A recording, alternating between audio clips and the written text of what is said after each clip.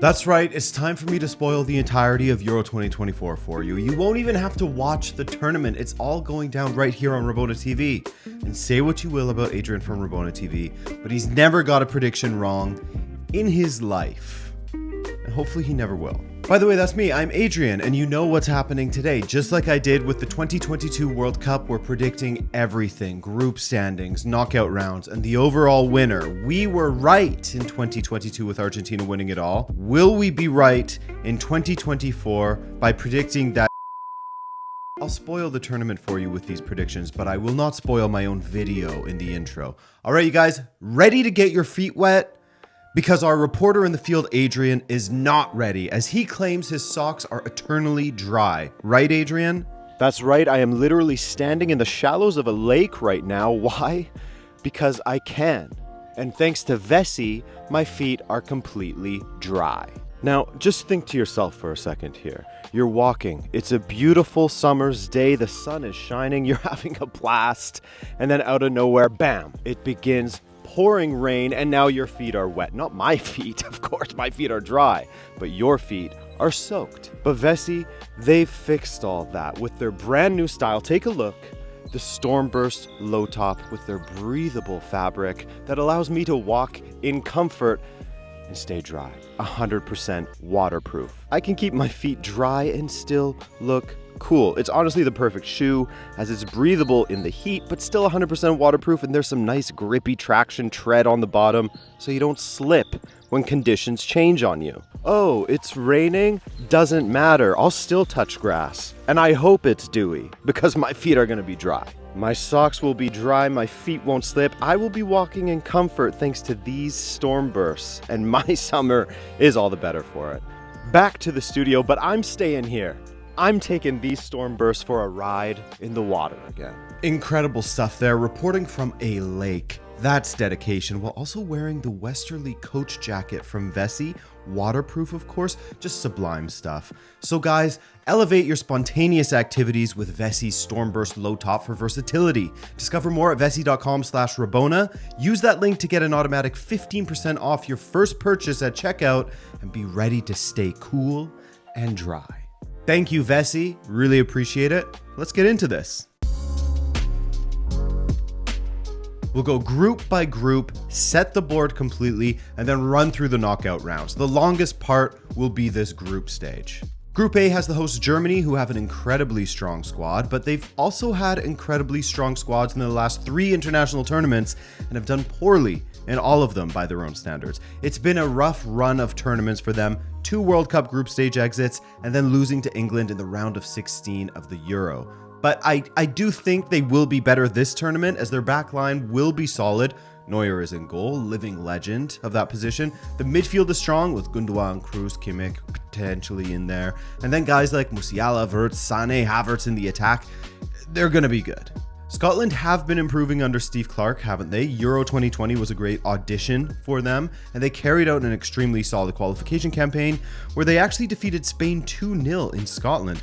That's not bad at all. They will be without Lewis Ferguson of Bologna, which is a massive loss, but there's still a nice mix of youth and experience in there. However, Switzerland are packing experience in their squad and are one of those teams that are typically made for tournament ball. I say typically because their performance at the 2022 World Cup was the antithesis of that when they lost 6-1 to Portugal.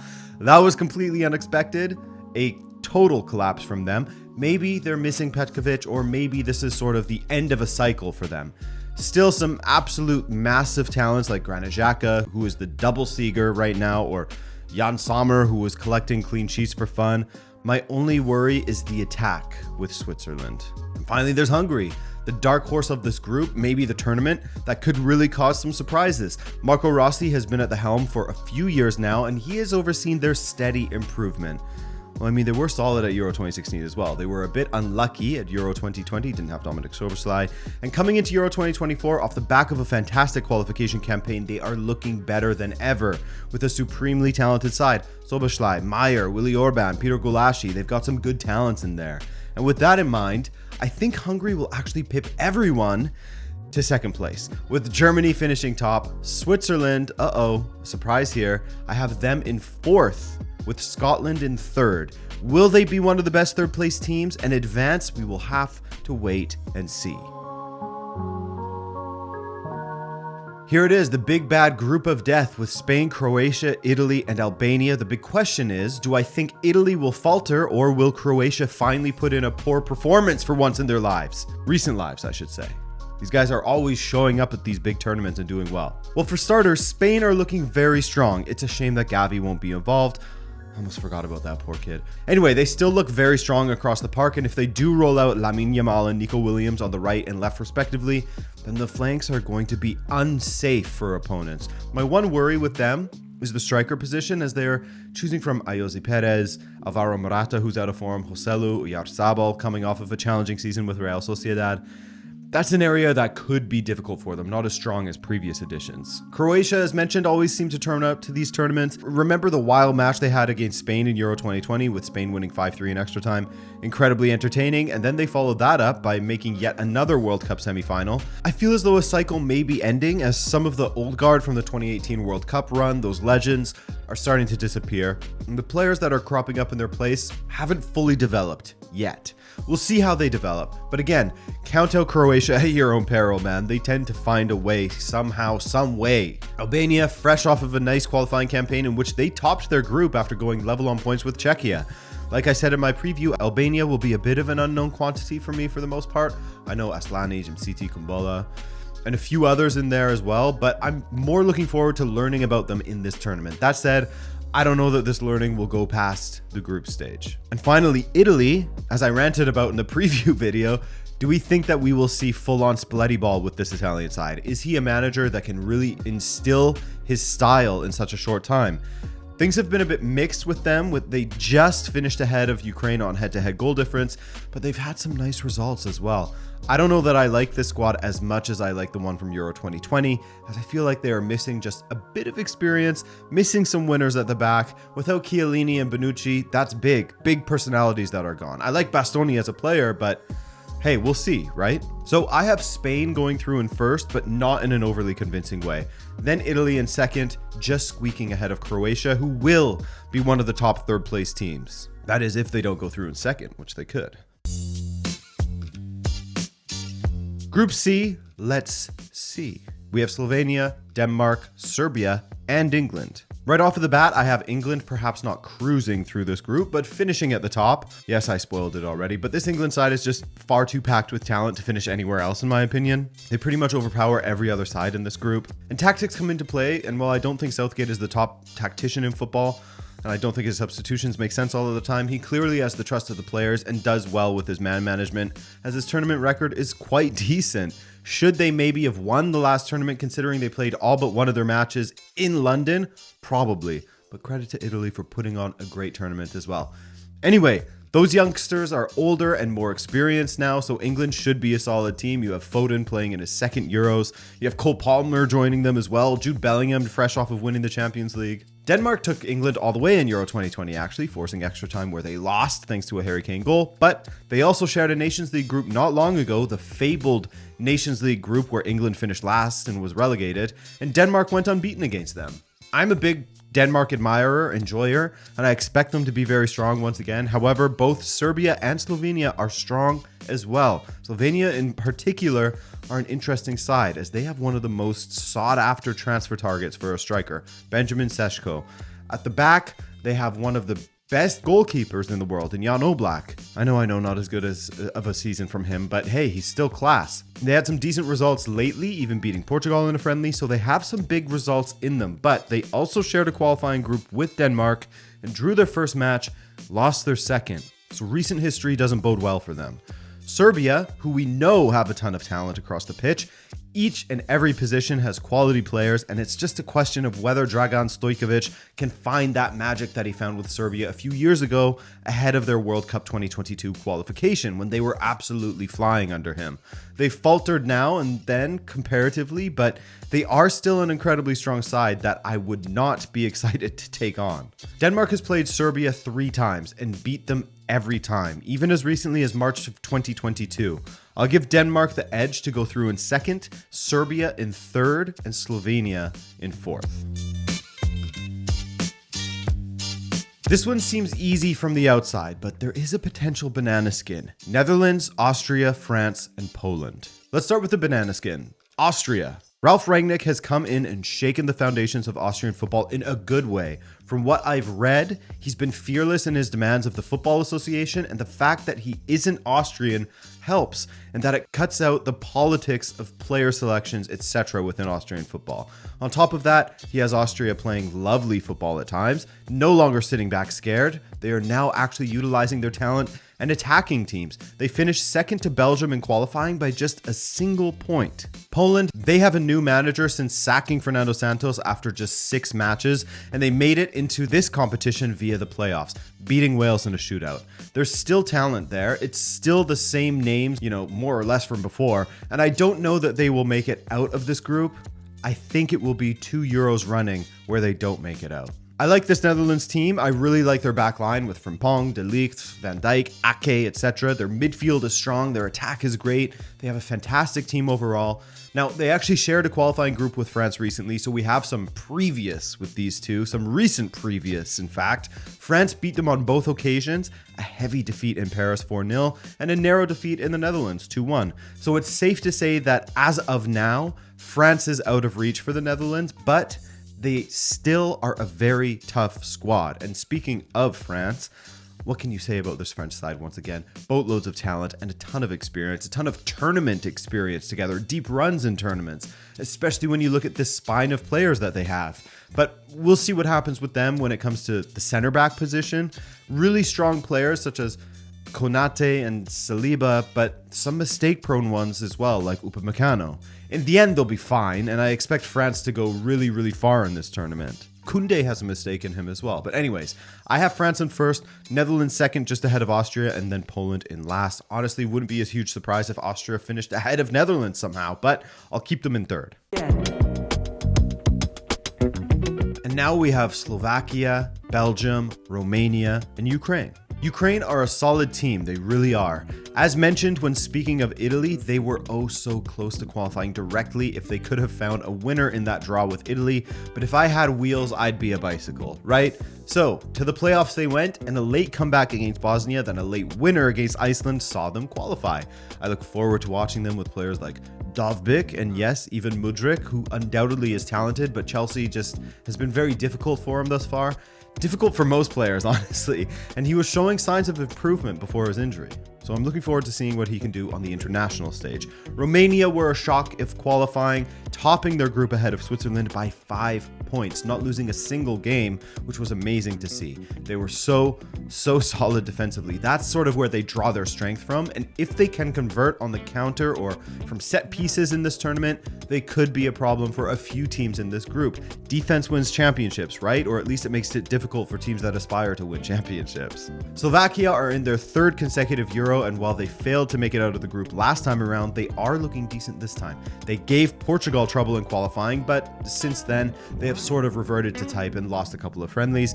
I know, they're friendlies, but what am I going to do? Just ignore them entirely? I gotta draw from something. International matches are so limited. And finally, Belgium under Domenico Tedesco, and looking great going forward. The Belgians' wings are spooky, as is the midfield, as they are supremely talented going forward, right? Though without Courtois, I don't like it at the back. They seem to have a soft underbelly with their defense, still seeing dudes like Meunier and Vertonghen, God bless them, in 2024. That said, based on their attack, they'll finish in first in their group. And then I have a shocker, with Romania just edging Ukraine to second, Ukraine third. The final group, and then we can move on to the knockout speed rounds. Portugal, Turkey, Czech Republic or Czechia, and Georgia. Portugal, I have them in first. They have been incredible under Roberto Martinez, though they didn't have the most difficult qualifying group, let's be honest. Played 10, won 10, 36 goals for, and 2 against is still an impressive feat, as they never let their guard down, really. Now, they struggled in a recent friendly against Slovenia, and so I'm interested in seeing how the June friendlies go. I've recorded this, and so I don't know how they've gone so far. This recorded in May, so we'll see. I expect a good showing. I expect first place for Portugal in this group. Turkey, the dark horses that were simply just a dark, scary nightmare in Euro 2020. They were terrible. 1 goal scored, lost every match, and yet they have such a talented side. Well, the talented side is back again, maybe more talented now, and they topped their qualifying group ahead ahead of Croatia. Really excited to see Arda Güler on the world stage. What an exciting player he is. Georgia, another playoff winner. They beat Greece in a shootout to qualify for this tournament, and it's going to be nice to see Kavica Kvaratskhelia get a chance at a major international tournament, as that was never really a guarantee with previous Georgian stars, but I don't foresee a fun tournament for these guys. And finally, the Czech Republic, who have a few Leverkusen boys in the mix. They have good old Tomas Susek and basically the entire Slavia and Sparta Prague sides. I foresee Czechia finishing in third, while Georgia is in last, Portugal first, Turkey second. Why did I scramble it like that? It's to keep you on your toes. So let's head over to the Euro 2024 predictor I am using and input all of my picks. If you want to do it yourself, I'll link to it below. Now that we've done that, I have to rank all of the third place teams. Hard to do, kind of a crapshoot, as there are so many dynamics at play in their respective groups. But hey, let's go with Croatia, Austria, Serbia, Scotland, Ukraine, and Czech Republic. That means that our first round of 16 matchup, Germany versus Denmark, should be a great game. Two former champions, but I see that German crowd pushing them through. Hungary versus Italy.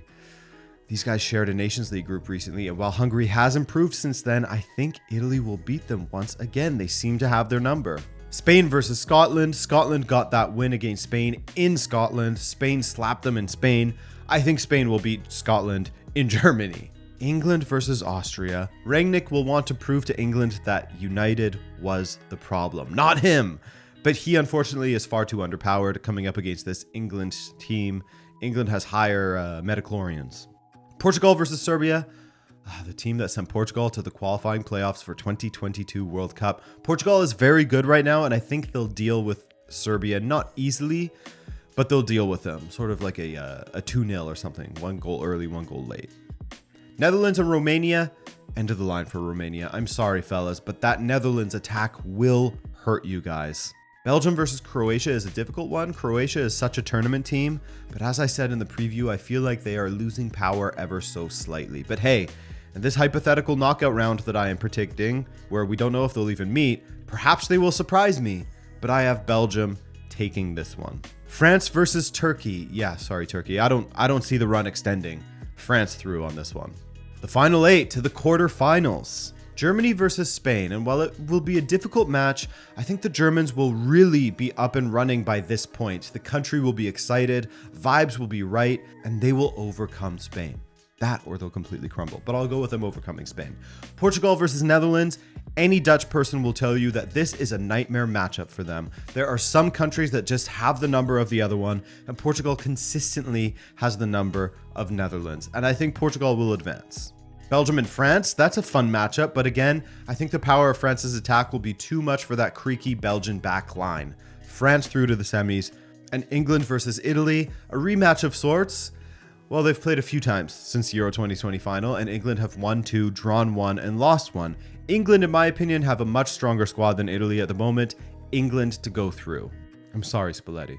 And in the semifinals, a couple of classics. Portugal versus Germany and France versus England. Like I was saying regarding Portugal and the Netherlands, Germany just always beats Portugal. It's crazy. No matter the shape of Germany, like at Euro 2020 when they were a bit crap, they will beat Portugal. And so playing at home, I think they're going to head to the final. Unfortunately for someone like me. France versus England, well, Harry Kane with a brutal penalty last time they met. They could have been something. And while I like this England side, I think France is destined for the final here. Mbappe, the hero in this one, smiting his future Real Madrid teammate, Jude Bellingham, pipping him to the final. And so in the final, Germany versus France, another classic matchup. Germany with the home crowd. But I think that this French team, after losing in 2016, after losing a final in the last World Cup, you gotta lose one to win one, and that's what they'll do here. Another fantastic performance from Mbappe and Griezmann as the hero, and France are Euro 2024 champions. Like I said, you don't need to watch the tournament now. You're welcome. But guys, let me know what you think will happen. My name is Adrian. Thank you so much for watching this video, and I'll see you during the tournament with daily uploads. Take care, guys.